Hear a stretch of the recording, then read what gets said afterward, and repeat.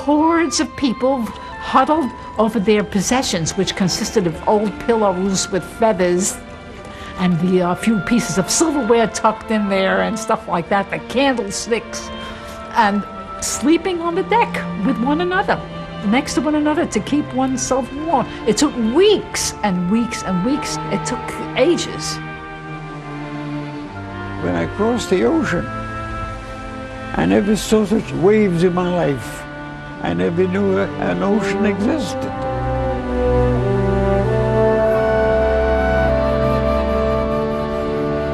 Approaching the New York Harbor, the Statue of Liberty was there, and it gave me a free feeling of liberty, a feeling of a new nation, a feeling of a new hope for a beautiful life.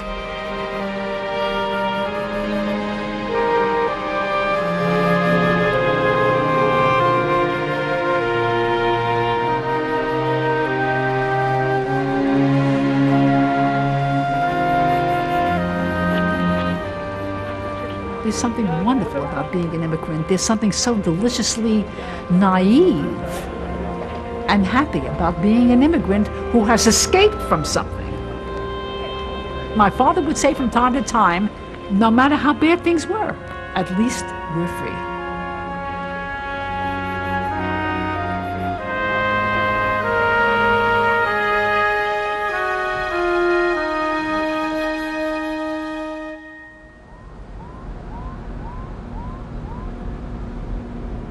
In Pittsburgh, Pennsylvania, it was said prosperity was measured by the thickness of the soot in the air.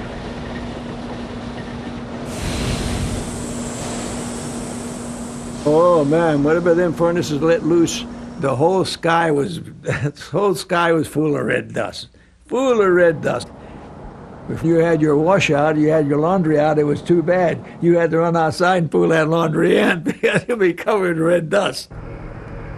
You would see them coal mines lit up from Greensburg all the way to Uniontown. It was wonderful to see it. Relentless production in Pittsburgh's steel mills, foundries, and coal mines attracted an enormous number of immigrants, and poor whites and blacks from the rural South. It was their labor which fed the furnace of industrial America. You had to pick everything up. You had to move everything by hand. No lunch breaks of any kind. You worked and you had a sandwich in your hand. If you had to go to the restroom, boom, back right away. They timed you. When you get home at night, you couldn't lift your arms up. I remember this. Oh, I remember this distinctly. My father would come home and say to my mother, rub my arms a little bit, because they were picking up. There was no, it was all mule work. I had two uncles that worked in the mill. It was dangerous. No safety precautions were in the mills. You could walk in the mill and see people with one arm, one leg. You had an accident in the mills almost every 2 days, but nobody did anything about it. There was no compensation for the injuries and death on the job, and it was almost impossible for workers in the early part of the century to organize. They tried to start a union, and of course they had the coal and iron police, they were called in those days. And they would bust a lot of heads, and a lot of murders were committed, and a lot of things that you daresn't say too much. If you worked in a mill, if your boss said something to you, that was it. That was the law. Industrial work involved 6 days a week, 12 to 16 hours a day. The daily wage, barely $2. Children, too, were made to work, 2 million of them across America, some as young as 4. They did not complain as adults tended to do. Employers liked to think of them as happy elves. E.L. Doctorow wrote about child labor in his novel of life in the early century, Ragtime. They were more agile than adults, but they tended in the latter hours of the day to lose a degree of efficiency. In the canneries and mills, these were the hours they were most likely to lose their fingers or have their hands mangled or their legs crushed. In the mines, they worked as sorters of coal and sometimes were smothered in the coal chutes. As a child, in the early part of the century, Pauline Newman worked 13-hour days in a New York garment sweatshop, the Triangle Shirtwaist Factory.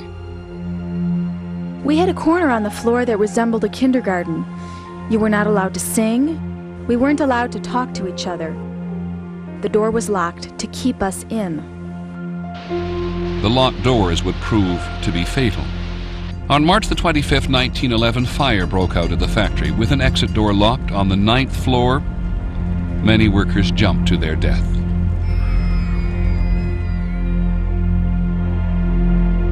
I was 11, and I remember all of a sudden all of East New York went crazy because the kids were running around with the newspapers hollering extra that all these people had died in that fire.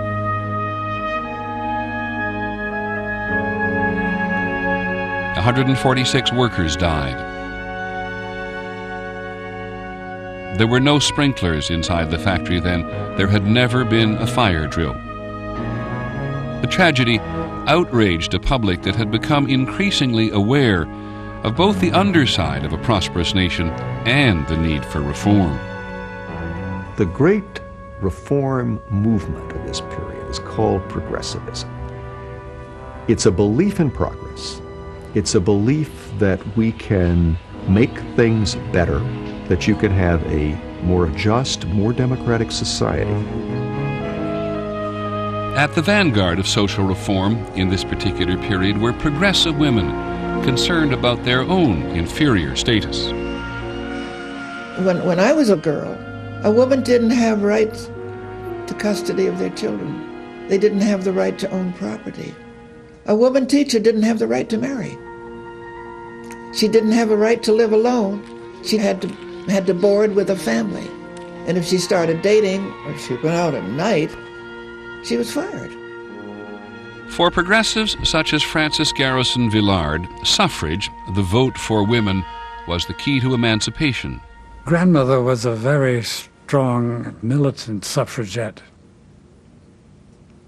As a boy, I was more inclined to laugh at them and dismiss them. I didn't see any reason why they should have a vote.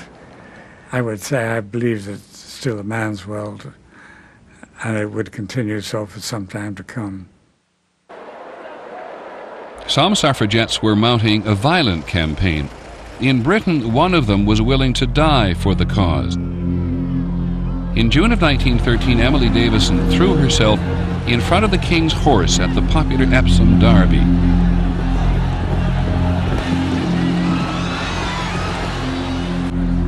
She died with the inscription, "Votes for Women," sewn into her coat. That kind of sacrifice inspired American suffragettes to intensify their campaign. The right to vote would also prove elusive for America's 9 million blacks. Black men could vote in theory, but in fact most were barred by white intimidation, poll taxes, and literacy tests.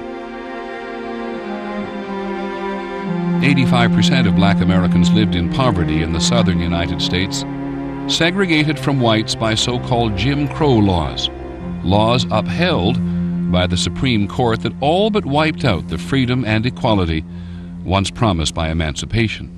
It is the complete denial of the American dream. They cannot go to the same schools with whites. They can't drink from the same drinking fountains. They cannot sit in the same part of a streetcar or in the same cars on a railroad. It's a horrible time. White politicians compete with each other in the South for being more, at least verbally, violent toward African Americans, and in many cases are encouraging or at least abetting actual violence.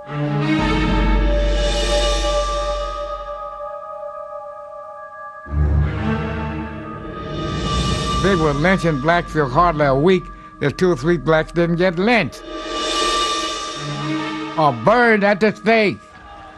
I don't know whether you heard that or not. You ever hear of any black people being burned at the stake? Well, that's what happened. I lived in those days. The most prominent black leader at the turn of the century, Booker T. Washington, accepted the notion of separateness. He asked blacks to better themselves through work and vocational training. From whites, he asked for help, not equality. Booker T. Washington was born a slave, called his autobiography Up From Slavery. This is a man who has pulled himself up by his own bootstraps. And he takes the perspective that it would be foolish to challenge what's being done to them too soon and too openly. But there would be a challenge. In 1905, the black intellectual W.E.B. Du Bois urged a new struggle for full political and social equality. Entrenched resistance to such change would make civil rights, as Du Bois predicted, the major social issue in American life for the rest of the century.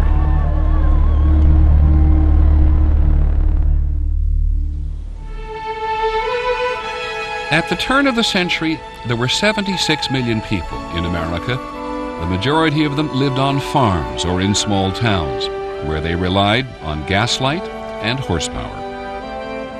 Every morning the milkman came, and the cream at the top would rise, and if you got there early, you could take a lick of the cream before your mother found out what you were doing. It was the great period of the front porch. In the evenings after dinner, the family would assemble on the front streets. Sometimes the neighbors would pass and we exchanged bows. We played games, I Spy and Run Sheep Run, and Lemonade, What Was Your Trade? Tennis rackets were hefty and the racket faces elliptical. Women were stouter then. They visited the fleet carrying white parasols. Everyone wore white in summer. That was the style. That was the way people lived. But the rhythm of American life was quickening in the early years of the century as more and more people headed for the cities, for the bright lights and the myriad opportunities. I was 4 years old when I came to Chicago. It was a real magical thing to see the streetcars moving up and down and the street filled with people all the time and great activities going on. And I recall looking at it with wonder. The cities, New York City more than most, were centers for the latest engineering and technological marvels. The skyscraper is born in that time, a completely new building form, a completely new idea that a city could grow up instead of out. It's an amazing sight to me. I saw the Flatiron Building. I saw the Woolworth Tower. It's a very stunning view, how a building can pierce the sky. And underground, there was a new way to travel. In New York City, the subway was inaugurated in 1904. One could ride the subway to the outskirts of the city, where the power of science and technology was harnessed for pursuit of a good time. Tens of thousands of New Yorkers went every day and night to Coney Island.